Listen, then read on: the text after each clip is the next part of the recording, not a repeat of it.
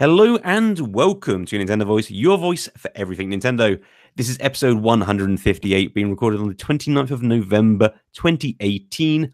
My name is Lewis Pugh, and joining me to talk all things Nintendo, we have Harrison Milfeld. Hello, world.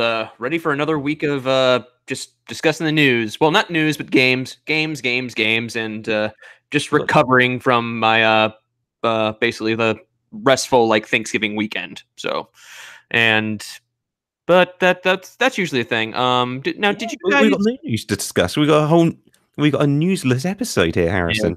Yeah, exactly. I did not pick up that much though for the Black Friday deals. Unfortunately, I mean there was things I eyed, but I always just kept recommending people. I always felt like a Switch spokesman, and oh, I'm thinking about it for a games console, and I say well, there's this Switch bundle you can get, and here's all these games, and well, you mentioned about the news, so maybe we can give a little bit of news at the start of the show. Mm-hmm. So the Switch was actually the best-selling game hardware, I believe, during the Black Friday period. It was outselling the Wii at its highest as well, I believe, which had the most record.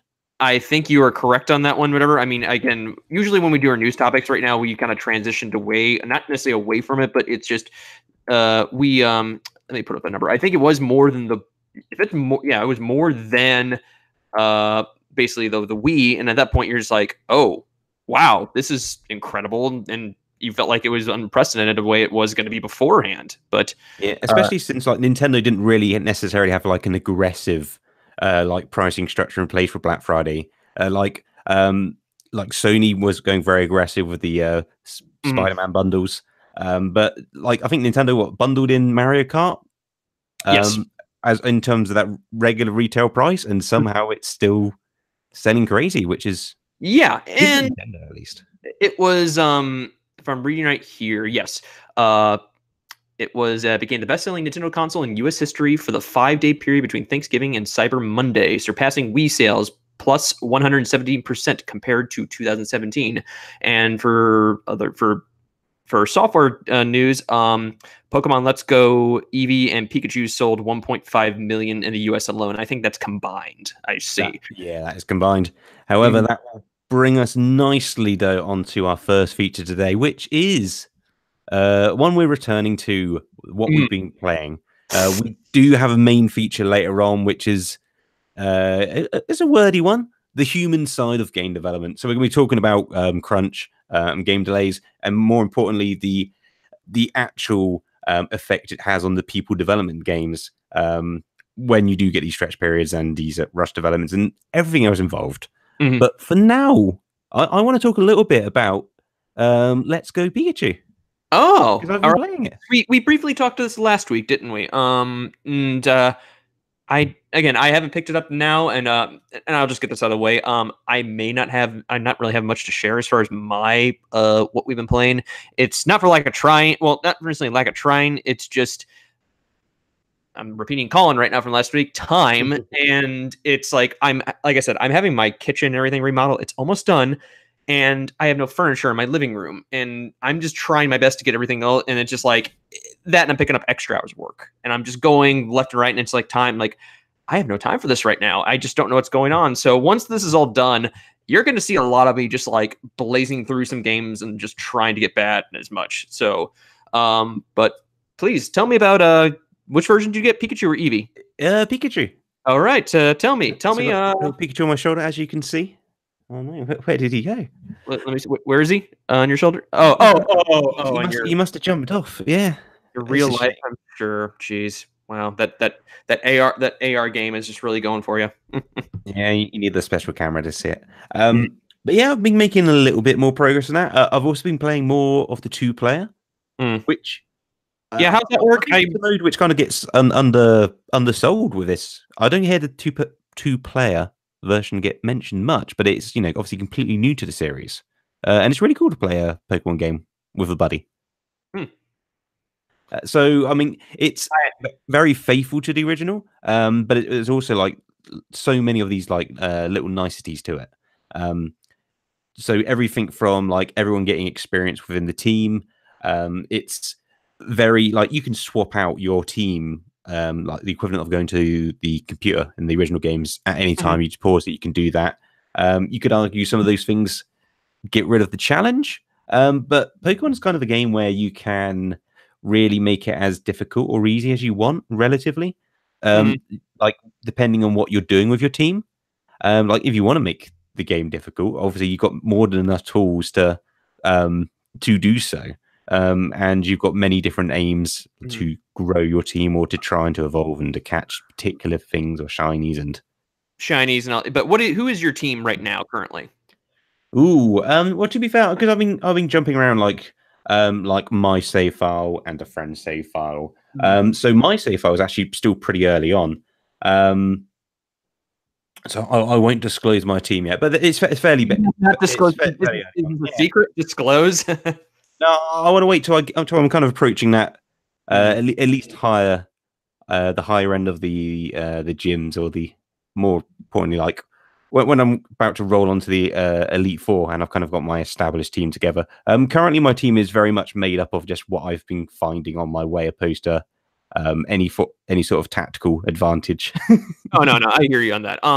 Now, as we kind of said in the past and the before, this is essentially what it feels like a middle ground for the hardcore audience of the Pokemon fans and the casuals that were either reintroduced or brought back in with Pokemon Go.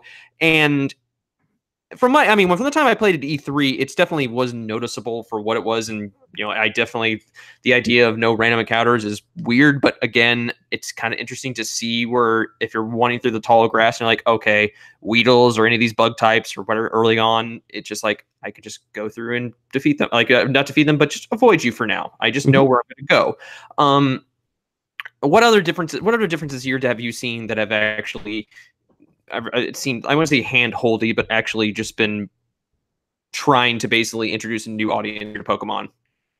Okay, well, in terms of like the quality of life stuff, which there is just a ton of, it's kind of been polished to a sheen this game compared to the originals. So I guess like from a start, obviously, because you don't have the random battles, so you can easily distinguish between like you're only going to get into a battle if you come across a trainer's gaze, as it were, and you cross their line of sight and they walk up to you. And obviously the Pokemon you go and catch, because not only are they you don't battle them, you're just catching them, but also like in Pokemon Go, you see them on the overworld, so you can just kind of run around them if you so choose. But in the same way, if you want to just be catching things, you can just deliberately run point to point to Pokemon. So it's good on your time in that sense. It doesn't waste your time. And so if you've got a specific objective you want to do or something you want to avoid, it lets you do that quite easily, which is cool. In the same way where you can just access your PC at any time, swap up your team. You don't have to go to a Pokemon Center to do that. You don't have to trek out and then go back to the cave where you were. So HMs have been revised again. So in a different way to Sun and Moon. And this time round, so you have the standard HMs, as it were, in terms of the moves like Cut and Surf and Rock Smash. But your main, as in Hey Pikachu, it's Pikachu, and Eevee, it's Eevee. They kind of just learn them as innate abilities. They don't take up any of the 4 slots. Okay. And so they're just context sensitive. You go to the bush or whatever you want to cut down, and you press the button, and there's fancy animation, and Pikachu just cuts it down. And you do this to the menu, like in Games Pass, or it's just not set to a certain button. Exactly, yeah. Like you just go up to, you don't have to go, all right, go to Pikachu, go to this move. You just go to the bush, and once you've got the ability, he will just cut it down. Yeah. All right. So it's I feel like this is similar to what we've seen in the past games, which I kind of feel like it needs to go away because, well, not go away, but like what we saw with Sun and Moon, when it came to like flying, you would get ride Pokemon. So that was a nice thing for me to do, where you don't have to waste, like, say, fly or surf on a move and a Pokemon that you really don't want to do. So in this case, you still have to do this in this one because it's going off of Pokemon Yellow. That's right, yeah, but it doesn't take up any move slots. Oh, that's good. That's good. So you just earn the ability. So Pikachu will earn all the HM moves essentially without affecting his 4 moves of your choice. And I guess another thing on top of that is, because you mentioned about ride Pokemon. I've not done it much, but so obviously Hey Pikachu, you can have, Pikachu kind of runs around with you or rides with you on your shoulder. But you can also have a Pokemon follow you, which is separate to that. And depending on the size of them, sometimes the trainer will actually be riding them. And now this is the best thing I've seen videos of in gyms. You're thinking of the Snorlax, aren't you, already? Oh, it's so good. Big fat Snorlax kind of roaming around and you're kind of just hanging on to its belly. I've not got one yet. Oh no, it's but no, have you actually dressed up your Pikachu? Like I've kind of tested it, but he's all natural currently. He's classic Pikachu. He's just classic Pikachu. You didn't want to give him like a little flat bill cap or some sunglasses? I might put on the detective cap if I find the right one, but don't tell until then. Don't tell Colin, please. He's listening. He knows. He knows. It's for him. He will learn to enjoy Detective Pikachu, and I'm sure. Like I said, I will buy him a ticket to go see this movie when it comes out. So that movie looks great. So he's really gonna have to kind of face his demons in this one. If it comes out and it's genuinely a fantastic film, he's gonna be so like mixed minds on what to do. I mean, I'm being cautiously optimistic about it. Like I said from last week, we were saying like I was just like, this is happening, and then when casting news happened, and then when I saw the trailer, I'm like, this might work. So I mean, that's it to me. But I mean, it almost felt like a perfect storm with that trailer dropping, and then like the Pokemon Let's Go and Pikachu and Eevee drop at the same time. It just felt like almost such a good bit of like accidental marketing, or the Pokemon Company probably just did that because of. I don't think it was accidental. Perfect storm. So yeah, I just kind of want to end my my feedbacks of Let's Go for now, at least, is that because I have been playing it mostly multiplayer, that is definitely like my recommendation for it. Not that I'm saying it wouldn't be fun not to play it multiplayer and just play it like a normal Pokemon game, but it has a fun novelty factor. It is good just to play it with a friend, and also with the Pokeball Plus controllers. They do work surprisingly well. Did you have that right? Yeah. And the analog stick it works like you would expect it to. It is cool to actually do the motion throwing, and it just has this weird, rather cool kind of gimmicky factor to it. I think Pokemon gets away with this one quite well, where it's nice to have like a kind of a tangible object from the game. And it's odd because you kind of set it down and it's got that kind of Joy-Con like vibrant glow to it. But because of the design, it just kind of does look like a Pokeball's being ripped out of the anime world and plonked into real life. And I know there's probably been like hundreds of like little Pokeball toys, but these I bet plenty. Yeah, they look really really cool. And the HD rumble, all the little things you would expect, they're all in there. He's got a speaker in there, which a normal Joy-Con doesn't. That was one thing they showed me at E3 when I was playtesting at E3 and actually I like the Pokeball Plus. One thing that kind of enticed me to do it is that it does have an odometer. You can take it around and with your steps and walking around and level up your Pokemon that way. And it can make a noise. Like I was playing the Eevee version and I heard the cute little Eevee sound on there, and I'm just like, oh, that's adorable. You can hear from the Pokeball. So yeah, it's just little things like when you're actually catching them in the game, and like the ball shaking and the HD rumble's doing an effective job at what you're seeing, and then when you catch it and when it makes its cry, sound also comes out of the ball with the HD rumble kicking in at the same time, and also when it's rocking back and forth, the ball does kind of glow like it does in the anime, and the colors change. And oh, that's good. It's these simple little details, but it all kind of comes together, and it's like, it works better than I was expecting. And I don't know. And to think like I felt like there were some people if I would go through my internet, like if I browse internet groups, and there were some people like a lot of opposition to this game but again, I think that was when they didn't realize, hey, your main series Pokemon game is coming next year. And to me, I like the idea of this game existing, even if it's like the reason why I'm not into it is just, time. And that will get more into my little short discussion when it comes to Let's Play is that I don't know. I just like I'm curious though. I've seen a lot more people like that I know of picking up the Eevee version. I'm not sure if that's just the fact that they're just tired of Pikachu, or the fact that like Eevee has gone through the whole Pokemon zeitgeist as far as like to the stratosphere being one of the more popular ones out there. I mean, then again, you're not sure what this is. I mean, everybody has a favorite different Pokemon, and I think everybody can agree that Eevee's up there in terms of everybody's favorites. Oh, definitely, yeah. And it must have been tricky to put a pairing alongside of Pikachu when they were coming up with two versions. One's going to be Pikachu. What can you possibly counter it with? And I think they did a good choice with Eevee. But yeah, I've seen a lot of people pick out the Eevee version. I imagine the Pikachu version is still kind of overwhelmingly selling more in a broad audience. But yeah, I mean, I do think this is going to be one of those series which we kind of see in between the mainline games now. But it is good to have this just, it's a bit more laid back. It's a bit more casual. It's cool that you can do it 2-player. But I mean, it still has that same battle engine from the original game, and it is technically more complex. You got those, like the original game didn't even have like special attack and defense stats, or it didn't have defense, I don't think. And some of those, just some of the elements from games since it have been incorporated. Not everything, but yeah, it's really cool to go back to the original game in this Switch version. It looks great on the TV, and it also looks fantastic playing portably.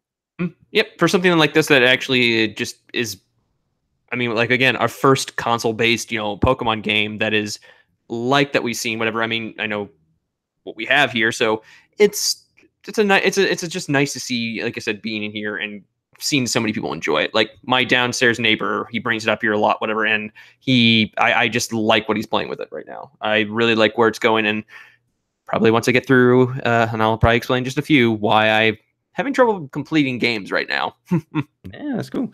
Well, that's going to do it for me for Let's Go. Are there any games in particular that you would like to discuss? Well, I don't go into too length. I'm just gonna say, like I mentioned to you before, like I just been dealing with a lot of outside and personal things getting wise. But I've I started Xenoblade Chronicles 2, and I've like 5 hours into it right now, and again, that's still I'm not even near the not even near the beginning, past the beginning, like of a game like this that's so massive.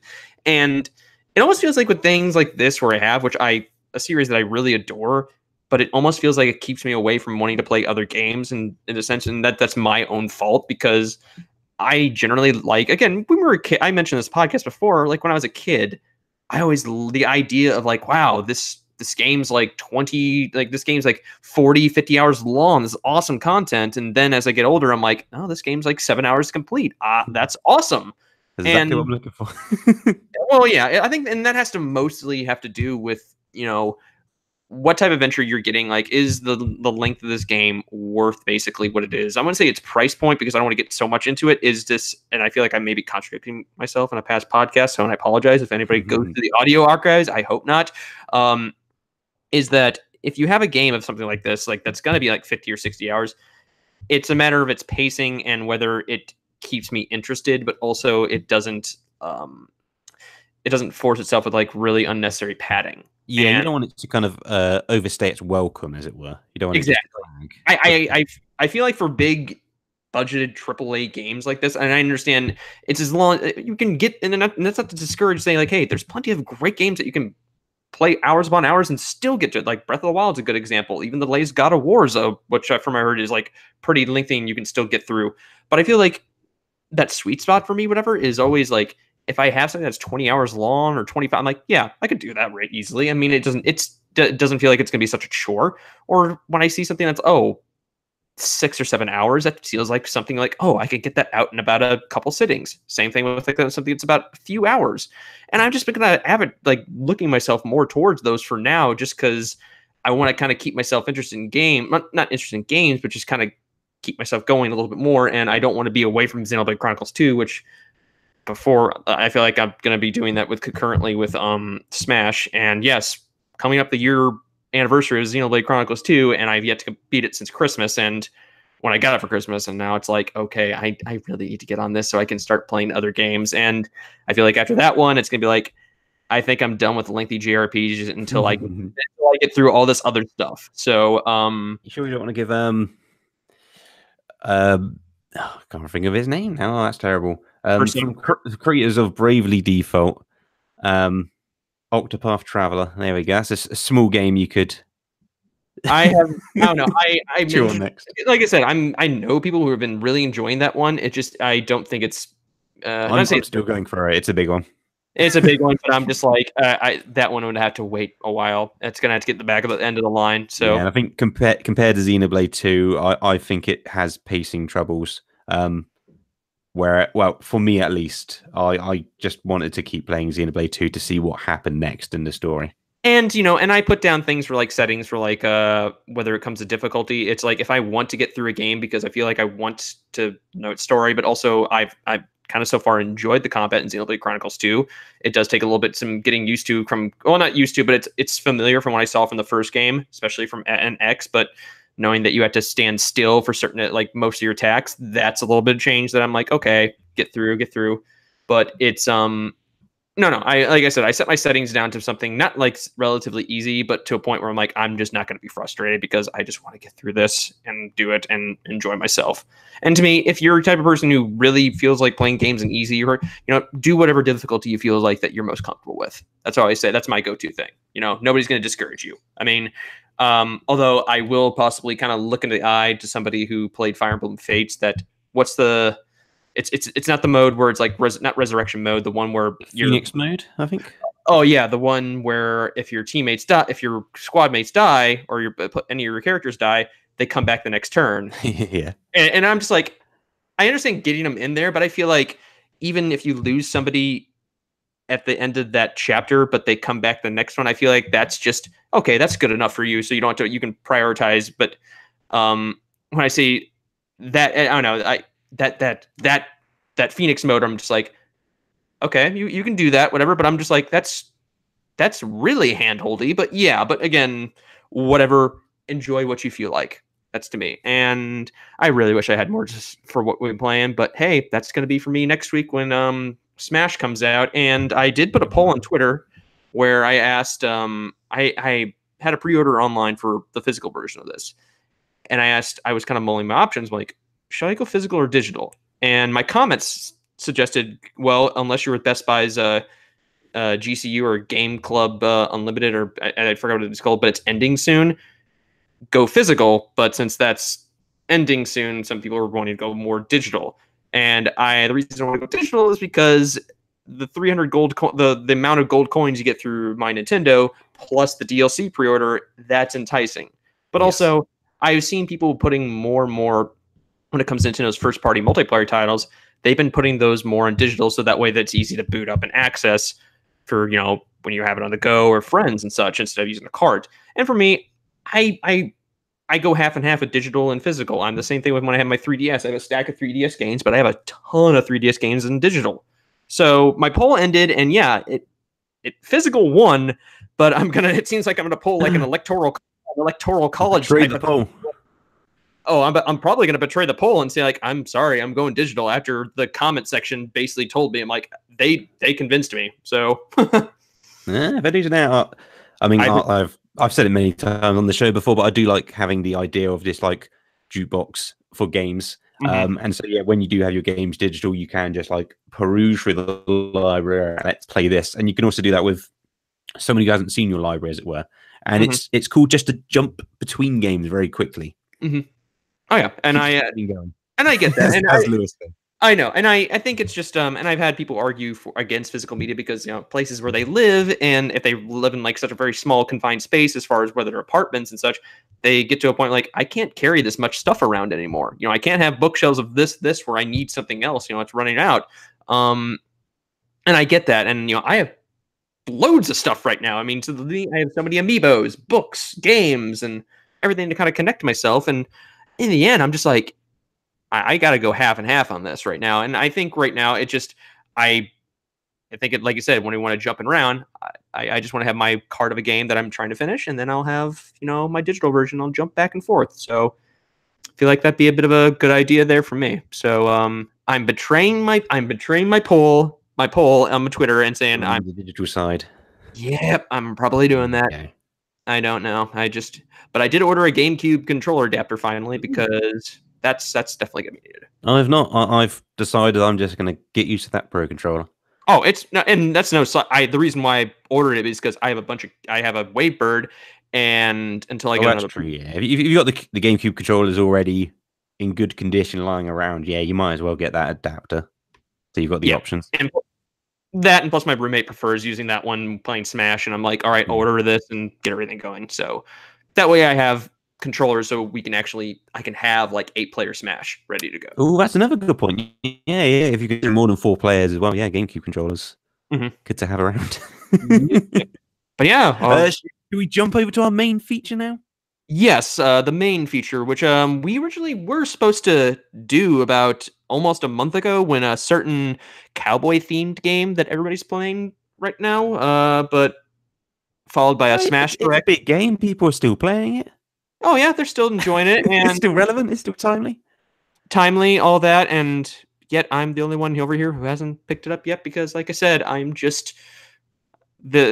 to keep my distractions at bay and focus on one things at a time, like this podcast, you know. This is probably maybe one of the only gaming podcasts here where the hosts have not played Red Dead Redemption at all. Oh, don't well, shame us. Don't shame us, please. It's not because we don't. It's just time. Because we're Nintendo fanboys and we wouldn't dare touch it. I prefer. I would prefer Nintendo fans. Fanboy actually puts to a point where you feel like it's blind loyalty. I mean, like that was the joke. Oh, that is indeed. I mean, we will. That's why we're not playing it. I know. If you want to talk about our stuff on non-Nintendo stuff, we have our bonus episodes in the Patreon. So we do, and we have one coming up soon of Colin's choosing. Yes, but yeah. Tell us though, what are we discussing today? Okay, so we're discussing essentially the squishy bits which actually make games. So at the end of the day, there are teams of people, and depending on the size of the game, depends on the size of the crew, and every now and again a story slips out, it seems, where it tells kind of some horror stories about what the people went through to make the game that everyone's enjoying.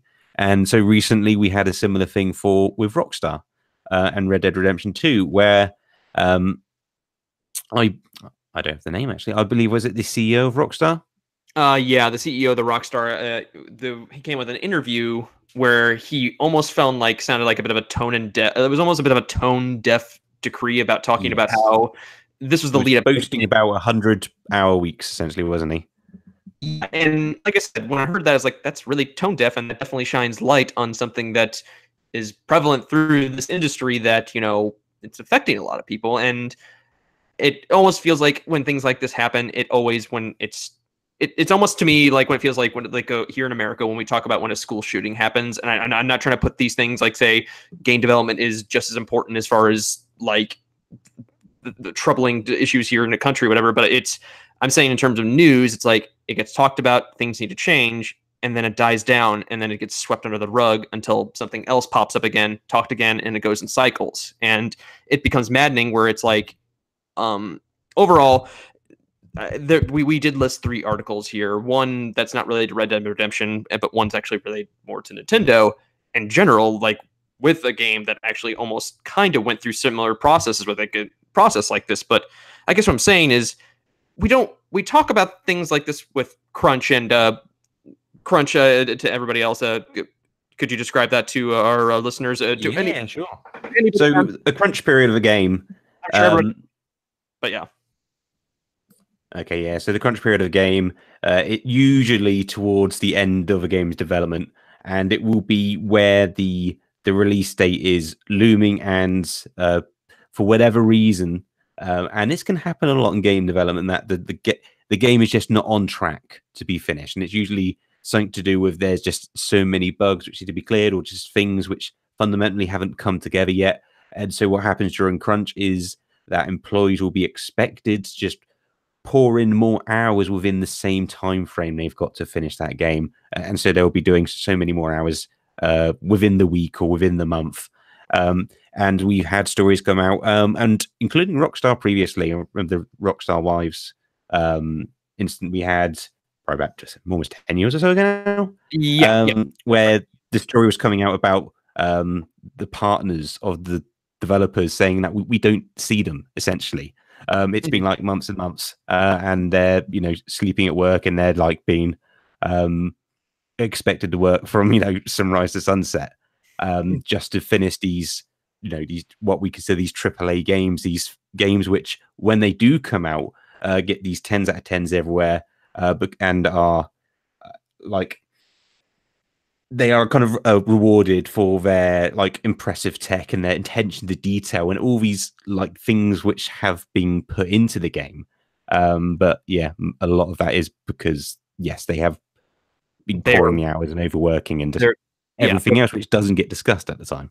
Oh no, it's like they're put through these grueling like work conditions and things like this, and to say and yeah, it's maddening, but it's and the one article that we had saw about when it comes to the whole and I was through the Instar, like what was it, like Inside Rockstar's like Culture of Crunch, or the human cost of basically crunch that we saw from Eurogamer and some from Kotaku, where Jason Schreier actually put a whole lengthy article right about a few days before the release of Red Dead Redemption 2.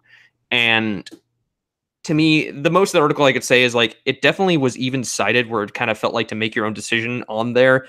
But I would say about more than half on there, it showed where people were either former or current employees, some anonymously. So it actually detailed that, yeah, some of these conditions were true. And then, of course, there were some that felt like they had a great time working there.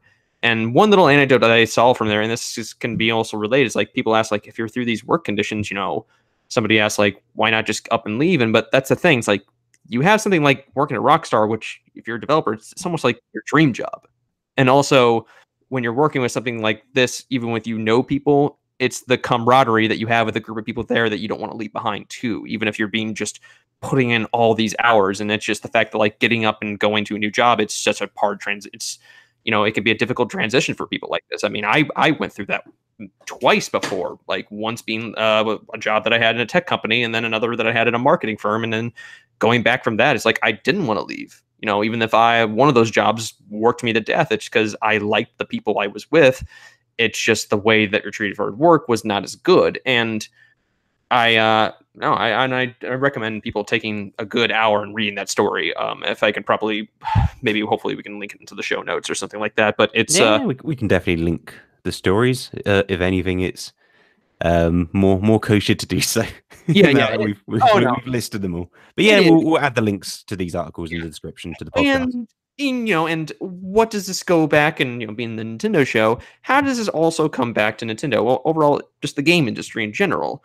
And one article this was posted over the summer, it was from Polygon. It was called "The Rocky Story of Retro Studios Before Metroid Prime."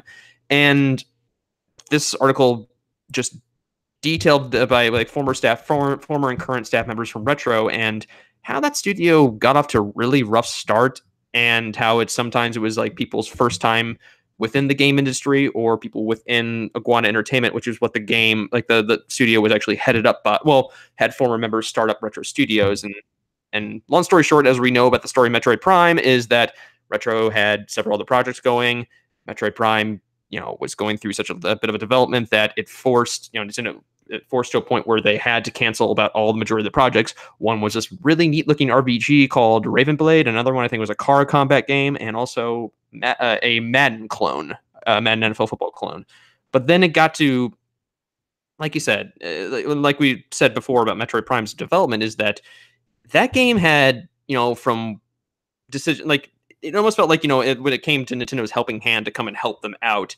And they said, I think afterwards, when that first game came out, everything was kind of like smooth sailing, even though if you look at Retro right now, it's not the same as it was back then. It's different staff, different turnover. I think the only person that you have there aside is Michael Kelball. So he's still there as well, but I'm, again, missing some company. It's just the example I'm getting through this one is that game in particular, one of my favorite, probably my top 3 favorite games of all time, almost kind of went through a similar kind of crunch culture like that, because I was 15 when I finished Metroid Prime, and I saw through the end credits and they did the thank yous and all that. And it showed the staff members, mostly thanking their family members for the time that they were away and spending from that. And as a 15-year-old, I realized that at one point it kind of clicked in my head. I'm like, wow, making video games is can be hard work. I mean, it's not just fun. I mean, it can be, but it's hard work.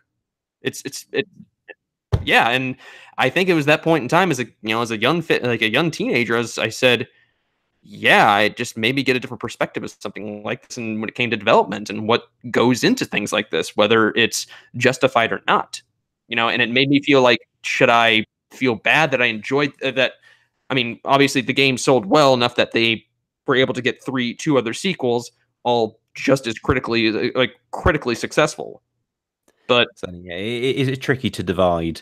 And to be fair, as gamers, we've not really been given too many circumstances, at least with the details and the stories behind them. But to split between like the story of a game's development and the enjoyment of the game itself. I think we'll probably see some more of that. I mean, hopefully not. But I think we will hear some more stories. But I do hope the industry, kind of in general, is kind of leaning away from this kind of. I'm hoping the crunch style of development is looked at now like the old school approach. I know recently, and it again, you kind of. Some of these things you need to take at face value, or you, in terms of statements. But I know Reggie was asked recently about crunch, and he just flat out said that Nintendo does not, apply or deploy crunch, as it were, to develop games. They will just carry on until it is ready, in terms of normal working hours, which is good. And to be fair, I think like Nintendo has a lot of kind of comforts which a lot of other companies don't have in that sense. Like, yeah, they can just bankroll it. Like, if it needs another couple years, that's fine. Where a lot of companies, that's not fine. And that's when you get the crunch, and that's the whole point of it, is because they need to meet that deadline, to pay the checks. And what we also see companies fall apart. And I'm not saying crunch is the answer to it, but that's how companies get themselves into these positions. I think, like, from all the stories we heard out of Telltale games, jeez. And that was almost a recipe for disaster, unfortunately. I really like Telltale's games, but because they were episodic, they were making the next episode as soon as the one they had just made launched, and so they found themselves, according to certain stories, like in a consistent state of crunch. And that must have just been completely draining for everyone working there. Yeah, and it's so draining to the point where it's like it asks you, like, again, is this worth it? But I think with the case of Telltale, though, is like when they laid off, what was it, like it's 75%? Was it like more than like a 3/4 of their workforce, and there's only like 25 members left? Yeah, and then they kept that skeleton crew to make Minecraft for Netflix, which has finally come out apparently. Wait, Minecraft on Netflix. Oh, okay. Wow, that's play Minecraft story mode on Netflix apparently now. Oh, I did not know that. And that skeleton crew. Yeah, and I think the bit of outrage I saw from this, not only seeing a studio where it collapsed like this, but they wanted to continue without giving severance to their laid off employees like this, or allow them to finish this job that they have or go credited. But I don't know. Things like that just upset me when it's like, it's again, I learned this whole thing. It's like, don't treat your employees like garbage. But also, I mean, I understand the idea of working hard to do some things like this, but you can't put basically things through such a hellish bit of an environment like this. And I know I will say this now, I'm as somebody who's just a freelance journalist out there, a freelance journalist and a guy who loves games. And at the end of the day, when it comes to human beings doing this, it's just games. It's just video games. And the fact that like lives and personal lives are different, and to see people, whether it's like, having incredible anxiety or relationship ending, or not seeing the important early days of one's children growing up. I mean, those are things that should take more priority, or basically, be kind of, I wouldn't say not necessarily just considered in their workplace, but it's just, this is all that's at stake, is just lives, but also livelihoods. And exactly. I won't pretend. And again, I won't pretend. I'm as a simple video game fan, but also one that knows, we all know plenty of people, whether it's like writers and other reporters throughout the industry. I'm just somebody who else doesn't know clearly. I'm just from the outside looking in. Whereas with you, you, Lewis, right now, you're a developer. You're a developer, and you know what goes into a game making, whether it's big, small, you know what goes into it. And Yeah, certainly. Yeah, but like so I might as well tell, I guess, my own story at this point, because and it's not a plug as much anymore. I mean, it's technically on sale, but it's not on a current system. So if you're not aware, I made a game called Twisted Fusion on the Wii U. It went to Kickstarter. It was successfully funded, and a few years later, it came out. Um, and the interesting thing was, I was my own boss in that sense. But I also had a game which was crowdfunded by a big community, or a community at least, one I was very thankful for. Um, However, like that was the first project I had done in that fashion. So previously, I'd make a game, and I wasn't so concerned on when the release date was. I was making games for a hobby, so I would just make it until I felt it was done. However, with Twisted Fusion, I had said it would come out on a certain date, mhm. and it didn't come out on that date, which it shouldn't have surprised me because most Kickstarters don't. But it's a funny situation to find yourself in, because people have paid up front for this thing, with good intentions, and like this wasn't something I was doing full time. So I had my standard IT job, which is it's a full time job, and so I was making this game in the evenings or the late hours of the morning, and it gets to a point where you're trying to balance between as much time you can put into making this game and delivering a product as soon as you can, but also delivering a product you think people would actually appreciate. And Yeah. like, so you don't want it to be rushed, you don't want to kill yourself making it, and you want it to be a fun game for people that enjoy.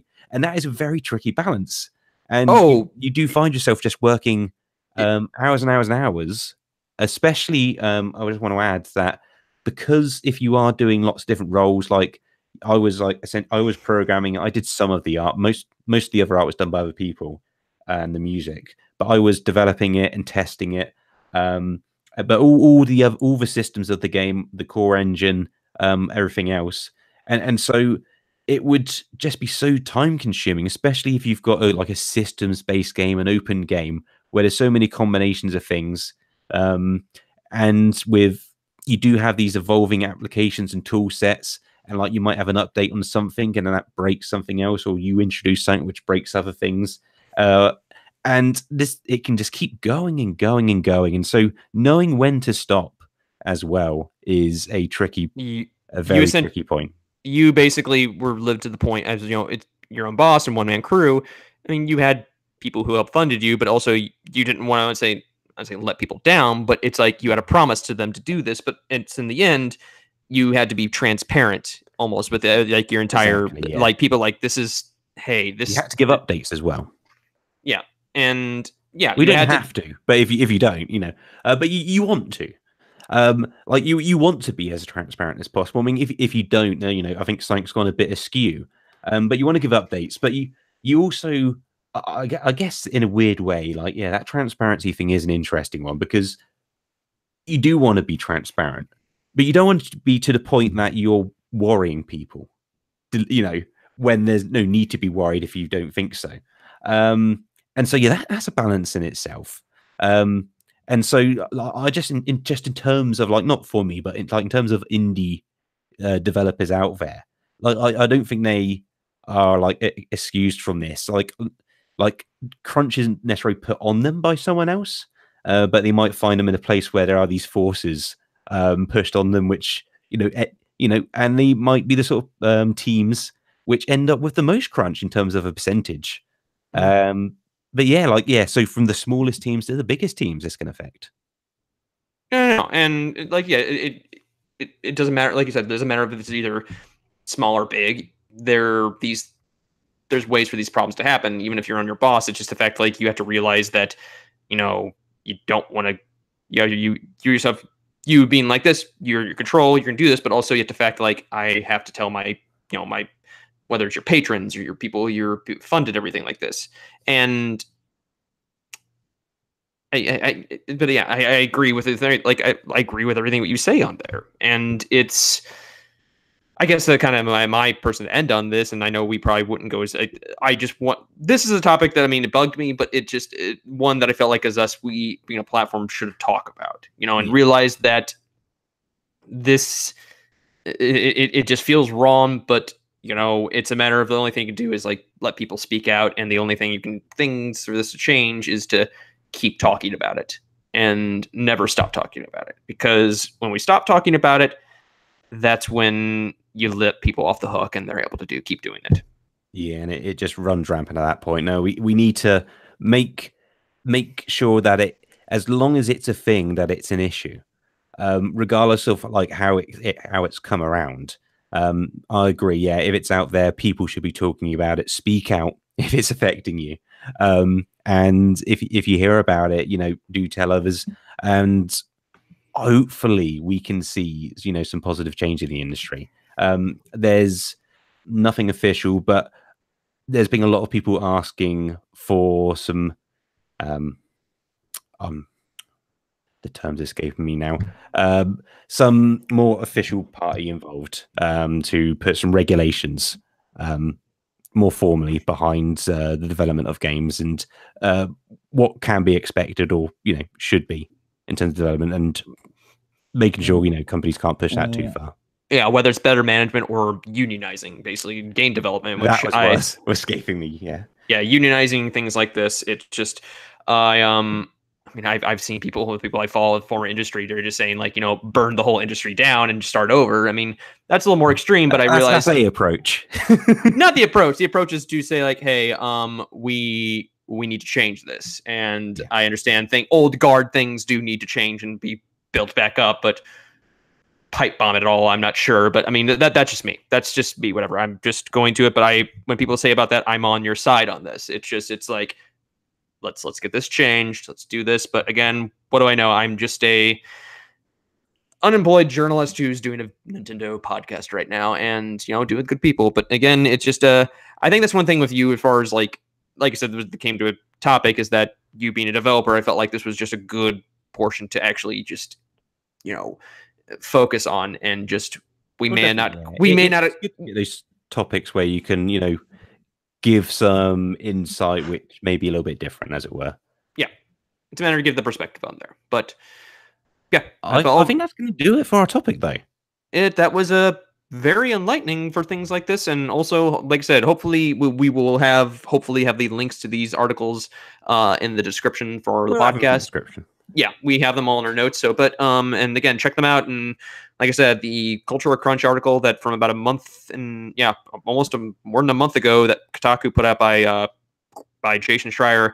It's about a 50-minute. It's a long read. So grab your favorite drink and snack and just take it all in. It's gotta say. Okay, so that's going to do it for our feature today. Before we do go, I'll let you know that of our Patreon, if you're not aware. You can support us at patreon.com/Nintendo Voice. We have exclusive episodes up there, and we're going to be adding one a month from here on out. So check it out. And before we go, as we do every week, we'll let you know how you can get hold of us and anything else we've been up to. Harrison. Yes. How can the fine folks of the internet get hold of you? I've actually locked myself on the internet, and you can't find me anyway. No, but no, serious. You can find me on the Twitters at H Milfeld, and if you want to become my Switch friend, I have my friend code pinned to the top of my profile. And once again, for the millionth time, I am not reciting the friend code on here, because that is just I would go insane basically going through half of it. So no, playing into Nintendo's evil hand. Hey, shall not be spoken. Well, hey, they didn't change. This will be good for Colin as well. They just announced that they're changing their YouTube policies and ending the Nintendo Creators Program. So that's positive good. Steps. Yeah, we talked about it in the past too. Is that we've been critical of that, but for people like even Colin or anybody who wants to do YouTuber, I think this is extending now. From what I've read, the gist of everything is that you can do Let's Plays and streams as long as you have some creative input. So like commentary or graphics or things like this. But like rough gameplay, I think that's a no-no. Exactly.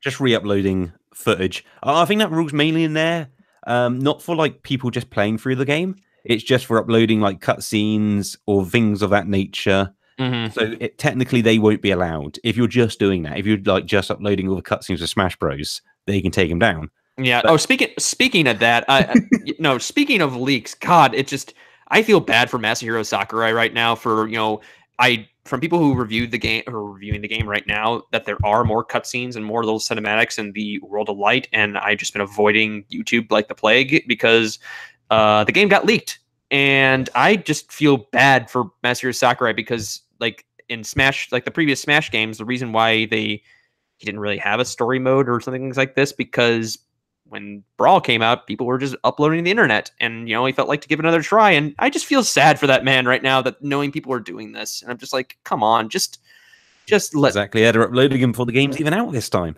Yeah. When will we learn? Oh dear.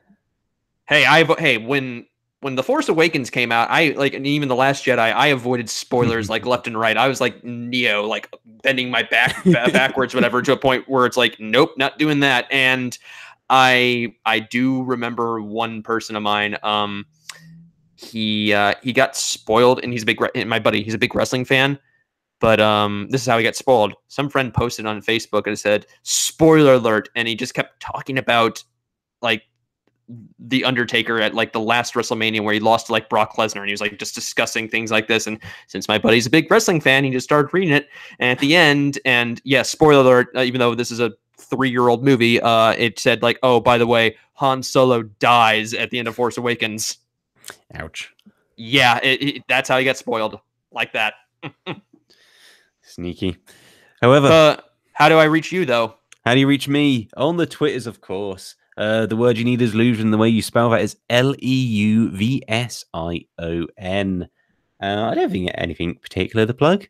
Check out our YouTube channel. Why not? Why not give it a subscribe or a like or a shine or a push or whatever you do on YouTube? Click the do one of those. Click the bells. Yeah, pick up the browser by the top bit. Give it a shake. Kiss your screen. All that stuff.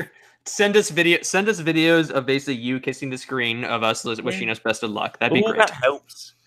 Change the theme color of your desktop and make it match up with the theme of our logo. Man, that would look good. We are really doing our best, whatever, to say like, hey, just change your theme to Nintendo Voice and our colors. Make an inkling style like Avatar. Go ahead. I do have a set of those. Maybe I should put them up on our website. Give it a polish. Anyway, that's how you can get hold of me. Do some Nintendo Voice stuff. Tell a friend. It's a good show. There we go. But that's going to do it for today's show. So till next time, this has been Nintendo Voice. See y'all later.